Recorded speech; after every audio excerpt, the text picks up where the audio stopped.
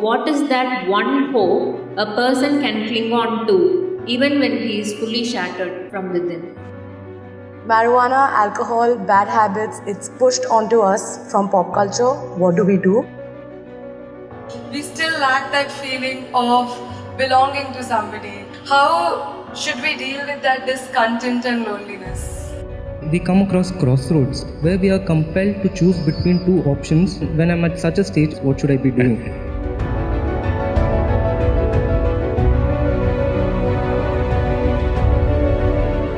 Sadhguru, when certain youngsters face problems or difficulties like failures, breakups, loss, etc., a few go for drugs or alcohol instead of solving the problem and finding solutions. So I want to know, what is that one hope a person can cling on to even when he is fully shattered from within? Oh, so many broken hearts here who are clapping their hands.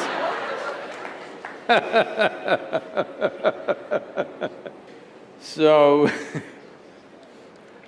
when he is fully shattered, what can he do? The question is, do you want to allow yourself to be fully shattered? That's a question. And many things that don't work out in your early life, you will see later on, it is a great blessing. There are many ways to look at this. Let me tell you this. This happened in 1941. This is just when the Nazi movement was building up in Germany and in some parts of Europe. So one day in Austria, a bunch of German soldiers came, broke into the homes, the Jewish family, a rich family, they broke the home and took away the adults, everything was robbed. And these two children, a 12-year-old girl and an 8-year-old boy, were taken away. They were taken to a railway station. Everybody got in and the little boy and the girl also got in, but the little boy forgot to wear his shoes. He left his shoes outside and they pushed him into the wagon. So without shoes he came. His sister, a 12-year-old girl, saw her kid brother coming without shoes and she got mad with him. She held him by the ear, boxed his ears, scolded him nicely, slapped him. Said, "You idiot, already we are in enough trouble, now you come without shoes." Because in Germany in winter, no shoes means you may lose your feet. So she's angry about that. In the next station, the boys and girls were separated. After 4 years, after the war was over, she came out of the concentration camp to find 17 members of her family, including her little brother, all had vanished. No records, no sign of them, they just evaporated. At that time, the only thing that bothered her was the last few things that she said to her little brother. She loves her brother, but the last few things that she said to him were such terrible things, it rang in her mind and troubled her.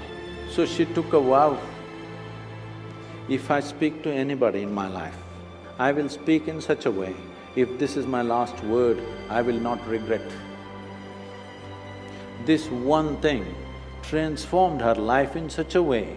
She went on to United States, she died in 2006, she did some phenomenal work, built a hospital somewhere near Chicago, I think. She lived a fruitful life. I'm saying, even if you're put through the most horrible situations, either you can come out using that experience as a better human being, or you can use the experience to become a horrible mess. So whenever something hurts you, there are two options. You can either become wounded or you can become wise. This is the choice. The more things hurt you early on in your life, the wiser you should have become, isn't it? But unfortunately, most people become wounded. This is simply because they just need an excuse to turn their own intelligence against themselves, that's all. Especially if the world around you turns against you, is it not very, very important that your intelligence stands up for you? competitive environment, I sometimes question myself, should I be more competitive? Those who do not have any sense of their own competence will become competitive because their only pleasure is being one step ahead of somebody else. Because why I'm saying this to you is, being better than somebody, if it's a pleasure for you, you enjoy other people's failures. I call that sickness. This is not success. You, as a life, you want to be at your fullest. You have a right to be. Every life in creation, from a worm, insect, bird, animal, even a plant and tree, all striving to their best, isn't it? You also. But why are you concerned whether somebody is behind you? Why is that so pleasurable for you that somebody else is less than you? From early kindergarten levels, this sickness has been brought into human mind, which is causing so much unpleasantness on the planet, such ugly situations everywhere, but we don't seem to learn. We call this education, we call this competition, we call this society. No, very stupid way of handling things. Because the important thing is, for what you have come with, will you blossom to the fullest human being or not? This is the only question. This doesn't need anything other than constantly nourishing the atmosphere, not even the person. If you want a plant to grow, you don't do anything to the plant, you just take care of the soil, the atmosphere, the ambience. That's all that needs to be taken care of even for a human being, that you need to take care of the atmosphere so that everybody finds the fullest expression for their life. This is the most common thing amongst us, young people. Marijuana, alcohol, bad habits, it's pushed onto us from pop culture. What do we do? This question is everywhere. Youth in India are asking me all the time, Sadhguru, you have influence in the government, why don't you make marijuana legal for us? I said, why marijuana? I'll make cocaine also legal. You want meth? We'll make that also legal. What's the problem? The problem is just this. So I asked them, say, let me take you, I'm a licensed pilot. So, not me, but we'll get another pilot for you. On a small plane, we'll take you on a nice ride. But the pilot comes smoked up. You want to fly? No, they don't say no, they say, because they think by smoking they're flying. Then I say, okay, you're not getting it. You need a major surgery.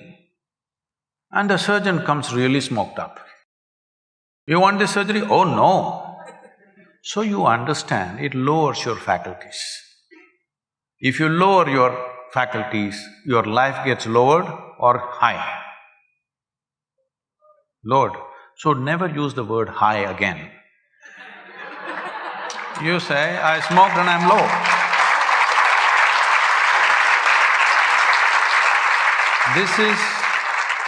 This is not a moral issue for me. I have no morality in me. But life should work, isn't it? Suppose my eyes become dim, do I live better? I'm asking. Hello? If my mind becomes dim, do I live better? Why do people think by lowering faculties, life gets high? No, it doesn't. It's just giving you an illusion like that, for which you will pay a price.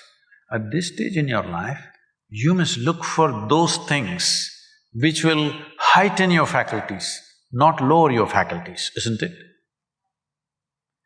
If you're interested, you come, I'll show you where. Look at my eyes, I'm always stoned. Yes, look at me, never touch the substance. Because the greatest chemical factory on the planet is here. Hello? The question is only whether you're ecstatic or anxious is determined by, are you a good manager of this one or are you a lousy manager? That's all that is determining this. If you're a lousy manager, you're importing chemicals from outside. If you're a good manager, you're conducting this the way you want and blissed out all the time.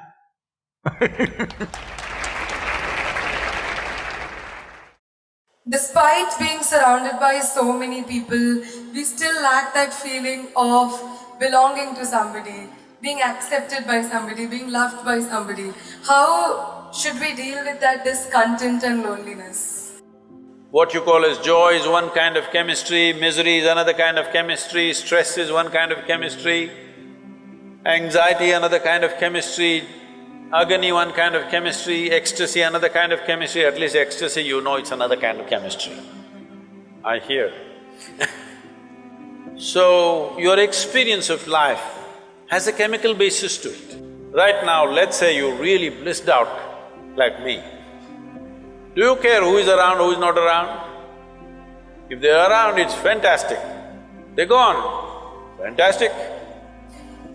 Because your experience of life is no more determined by what you have and what you don't have, whether it's people or things or food or this or that. It is not determined by that. Once your way of being is not determined by anything outside of you, then there is no such thing as loneliness. But you will enjoy your aloneness because whether you like it or you don't like it, at this young age, it's a little difficult to understand this, whether you like it or you don't like it, within this body you're always alone, isn't it? Whether you do interaction or intercourse or whatever, still you're alone in this body, yes or no? Hello? If you don't learn how to handle this aloneness, you have not learned anything about life. This is the most beautiful thing.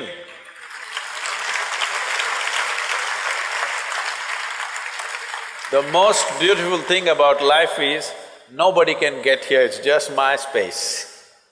Yes or no? Isn't this the most beautiful thing? Nobody can invade me. They can capture me, they can torture me, they can do so many things, but they cannot invade me because I have a space which is just my own. Isn't this the most wonderful aspect of your life? Don't suffer that. That is the most beautiful thing.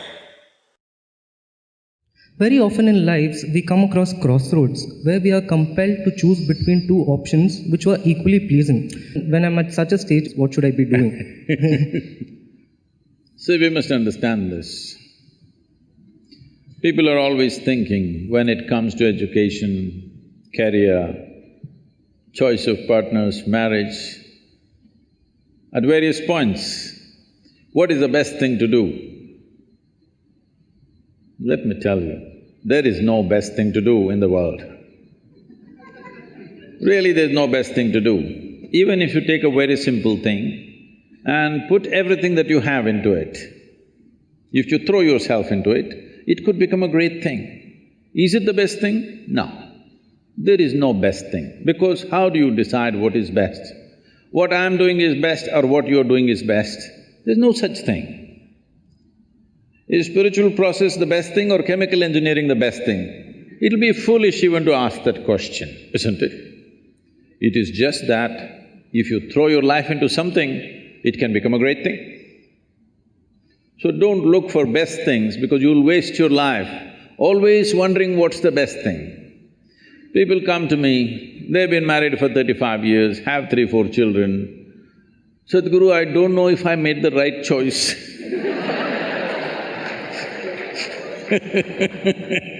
I said, well, it looks like you've not been thinking, you've been acting 4 children. So, till the end of your life, you can go on thinking, what is the best thing, what is the best thing? There is no best thing. Whatever we put our heart and soul into and do it, it's a great thing. It may be a simple thing in somebody else's eyes, but in our experience it's a great thing, and that's what we should do.